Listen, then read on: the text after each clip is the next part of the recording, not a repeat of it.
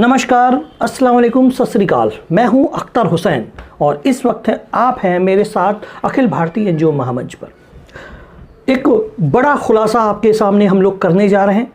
आपको मालूम होगा विकास दुबे का जो इनकाउंटर हुआ, जब उसने महाकाल के मंदिर में अपनी गिरफ्तारी दी तो जोर से चिल्ला के उसने कहा कि मेरा नाम विकास दुबे है, ताकि जनता, पब्लिक और पूरी दुनिया को पता चल जाए कि विकास दुबे की गिरफ्तारी हो रही है। लेकिन जब विकास दुबे को पुलिस वहां से लेके चली तो रास्ते में उसने उसका इनकाउंटर कर दिया और तमाम तरीके की कहानियां उसने गढ़ी।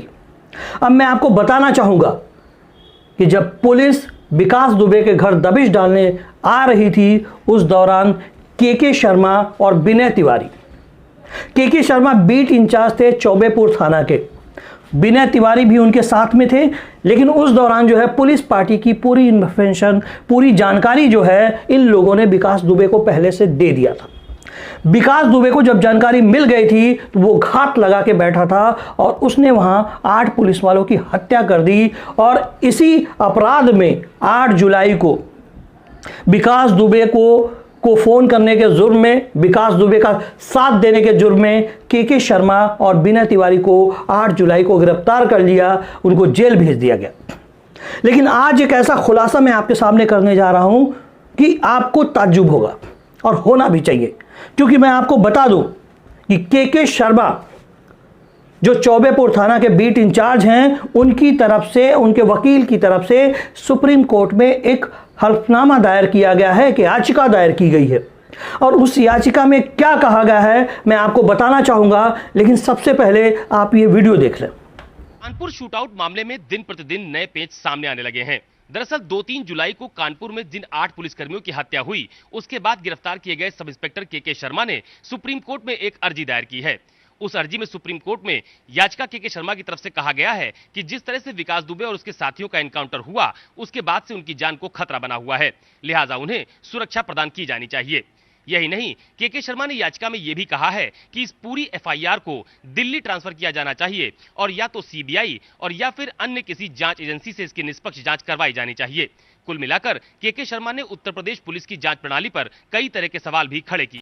उस याचिका में कहा गया है कि के शर्मा ने यह मांग की है कोर्ट से कि मुझे और मेरी पत्नी को संरक्षण दिया जाए, हमारी हिफाजत किया जाए, हमें खतरा है, कहीं हमारा भी इनकाउंटर ना कर दिया जाए पुलिस की तरफ से।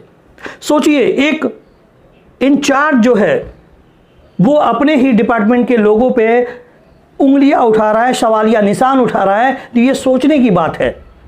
इतना डर, इतना भय उसके मन में बैठ गया है कि उसे लगता है कि कहीं विकास दुबे की तरह उसका भी इनकाउंटर ना हो जाए। कुछ और चीजें मैं आपको बताना चाहूंगा। जैसे याचिकाकर्ता ने अपनी याचिका में लिखा है, अपनी याचिका में कहा है कि विकास दुबे और उसके सहयोगी जैसे प्रभात मिश्रा, बउआ शुक्ला, अमर दुबे, प्रेम प्रकाश पांडे, अतुल दुबे पुलिस हिरासत से भागने के आरोप में मार दिया गया। ऐसी दशा में मुझे भी मारा जा सकता है, मुझे भी मारा जा सकता है। इस तरह का संदेह जो है उनकी याचिका में दायर किया गया है और के शर्मा के वकील ने दायर किया। अब एक सवाल पैदा होता है कि कहीं ऐसा तो नहीं के शर्मा और विनय तिवारी भी, उनके सीने में बहुत सारे राज ऐसे दफन हैं, अगर उनके ऊपर इंक्वायरी बिठाई जाएगी, उनकी जांच की जाएगी और उनसे पूछताछ की जाएगी तो वो भी बहुत सारे राज उगल सकते हैं, जिससे आने वाले कल में पुलिस डिपार्टमेंट और सफेद पोश नेताओं के भी पोल खुल सकते हैं। यही डर सता रहा है के शर्मा को, कहीं मेरा भी इनकाउंटर ना हो जाए, मेरी भी हत्या ना हो जाए, मुझे भी कहीं दौड़ाकर ना मार दिया जाए। पुलिस में होते हुए भी उनको डर सता रहा है, इसलिए वो सीधे सुप्रीम कोर्ट चले गए। मैं आपको बताना चाहूंगा, विकास दुबे का इनकाउंटर जो हुआ है वो सारी दुनिया जानती है, आप भी जानते हैं और हम भी जानते हैं। ये के शर्मा, विनय तिवारी, ये 2 गवाह बचे हुए हैं।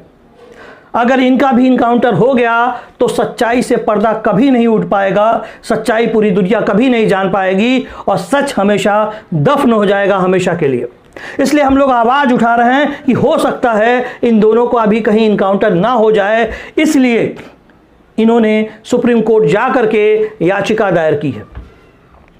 विकास दुबे का इनकाउंटर एक बहुत बड़ा सबक है पुलिस डिपार्टमेंट के लिए, क्योंकि मनगढ़ंत कहानी जो उन्होंने बनाई उसका पर्दाफाश हो गया। सारी दुनिया के सामने यह साबित हो गई कि यूपी पुलिस जो है मनगढ़ंत कहानी बना रही है और जानबूझ के उसने दौड़ा करके विकास दुबे की हत्या कर दी, विकास दुबे का इनकाउंटर कर दिया, विकास दुबे को मार दिया। अब बीट इंचार्ज के शर्मा का यह शक ये सुबह उन्हें सुप्रीम कोर्ट जाने पे मजबूर कर दिया। क्या उत्तर प्रदेश सरकार ने पुलिस डिपार्टमेंट को इतनी खुली छूट दे रखी है कि वो किसी का भी इनकाउंटर कहीं भी कर सकती है? ये चश्मदीद हैं, ये गवाह हैं, इनसे बहुत सारे राज उगलवाए जा सकते हैं, जाने जा सकते हैं, जिससे सफेद पोश और पुलिस वालों पे बहुत बड़ी आंच आ सकती है। तो हो सकता है कि इनका भी इनकाउंटर हो जाए, लेकिन ऐसे बहुत सारे लोगों का इनकाउंटर हुआ है इस योगी सरकार में जो बेगुनाह थे, जिनका कोई गुनाह नहीं था, लेकिन पुलिस को खुली छूट देने के कारण योगी ने कहा था कि मेरे राज्य में या तो अपराधी जेल में होंगे या तो ऊपर चले जाएंगे।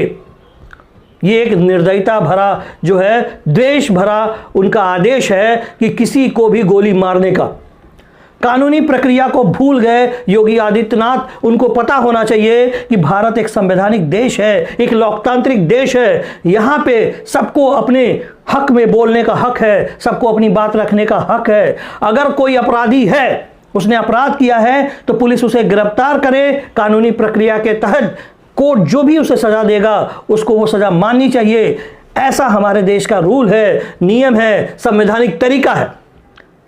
क्योंकि आज के शर्मा की बेचैनी बता रही है कि बहुत सारे राज उनके भी दिल में दफन हैं, तो के शर्मा को पूरी सुरक्षा, अब पूरी व्यवस्था मिलनी चाहिए ताकि के शर्मा और विनय तिवारी सुरक्षित रह सके और दुनिया को ये बता सके कि और भी वर्दी में कितने गद्दार छुपे हुए हैं और कितने खाकी में गद्दार छुपे हुए हैं, उनका पर्दाफाश हो सके।